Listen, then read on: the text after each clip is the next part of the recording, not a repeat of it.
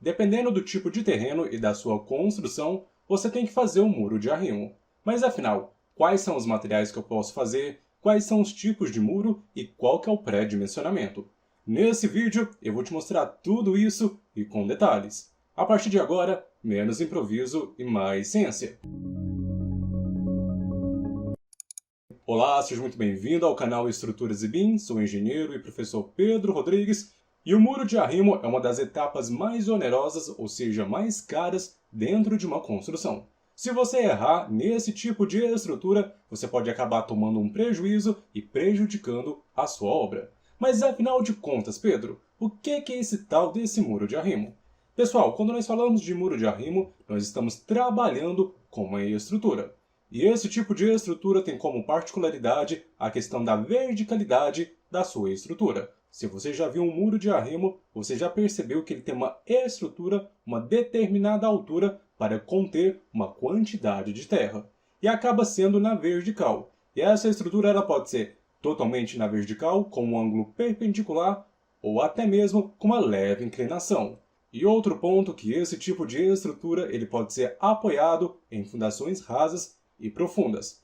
Quando você for fazer o seu muro de arrimo, é muito importante você conhecer qual que é o tipo de solo que você está trabalhando. Às vezes você precisa fazer o muro de arrimo, mas esquece de considerar as fases críticas que nós vamos ter nesse tipo de estrutura. O que seriam essas fases críticas? Considerar as piores situações que nós poderíamos ter nesse tipo de estrutura. Assim nós vamos conseguir colocar fator de segurança. E os materiais que nós podemos construir esse tipo de muro vai depender do tipo de região, a mão de obra que você vai ter, mas ele pode ser de alvenaria, concreto ou outro elemento, por exemplo, a questão do pneu. Agora, entre os tipos de muro de arrimo que nós podemos ter com gravidade ou apenas flexão.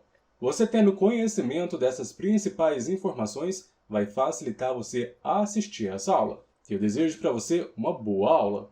Agora que você já sabe o que é o muro de arrimo e as principais características que ele tem, nós vamos partir para o ponto principal, que é as diferenças entre o muro de flexão e o muro gravidade. E aqui nós podemos compreender o seguinte. O primeiro ponto é que o muro à flexão ele é geralmente feito em concreto armado, diferente do muro de gravidade. Aqui ele pode ser feito de pedras, concreto simples ou também armado, gambiões e até mesmo pneus reciclados. Quando nós mencionamos esse último ponto aqui, de pneus reciclados, aqui nós temos limitações de alturas.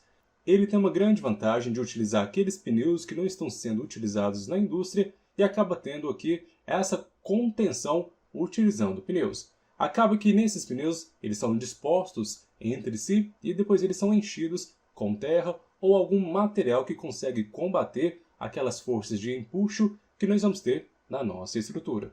Já outro detalhe importante aqui é a questão de altura e os desníveis que nós vamos ter.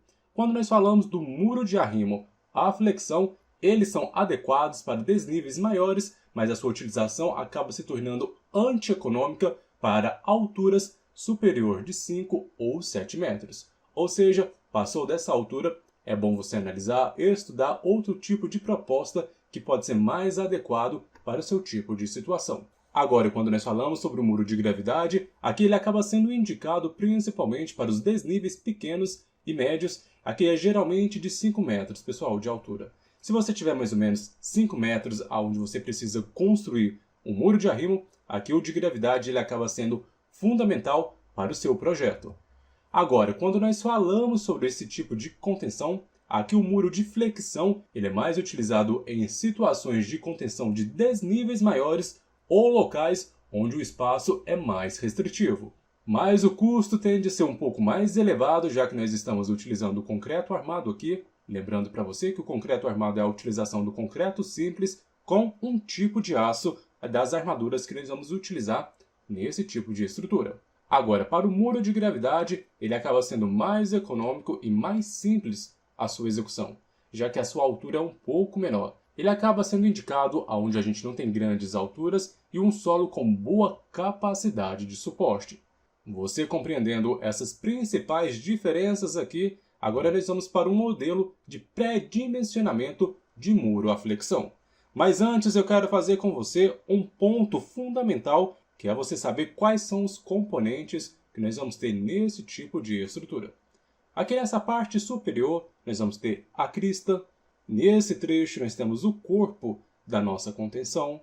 Aqui nesse outro lado, nós temos o tardós. Aqui, essa região ficaria a questão do terreno ou até mesmo do reaterro.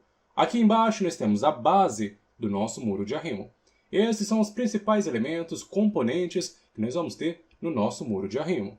Agora eu quero fazer com você o pré-dimensionamento de um muro à flexão de concreto armado. Só que tem algumas bibliografias que trazem dimensões mínimas que nós devemos adotar nesse tipo de estrutura. Esse primeiro modelo de muro de arrimo à flexão, onde vai ser executado em concreto armado, ele tem algumas limitações, já que a nossa base é totalmente reta e nós temos uma leve inclinação.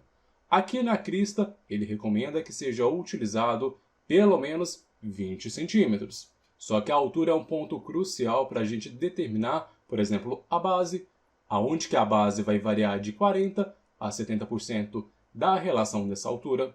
Já essa altura que nós temos aqui da base, ela vai variar de 8% a 10% dessa altura. Na parte inferior do solo, nós temos que ter uma distância mínima de 30 centímetros.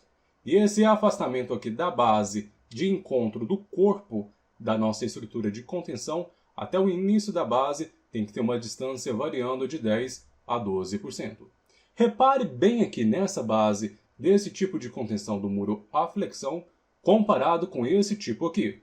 Você conseguiu perceber a diferença? Aqui nós temos agora uma leve inclinação na base, e muitos muros de arrimo acabam levando em consideração esses dois modelos. Por isso que eu quero frisar com você quais são as dimensões mínimas para o pré-dimensionamento.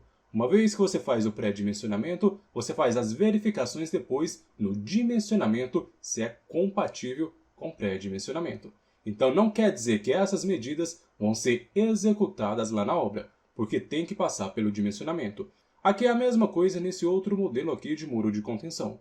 Nós vamos ter a crista, nós vamos ter o corpo e nós vamos ter essa base aqui.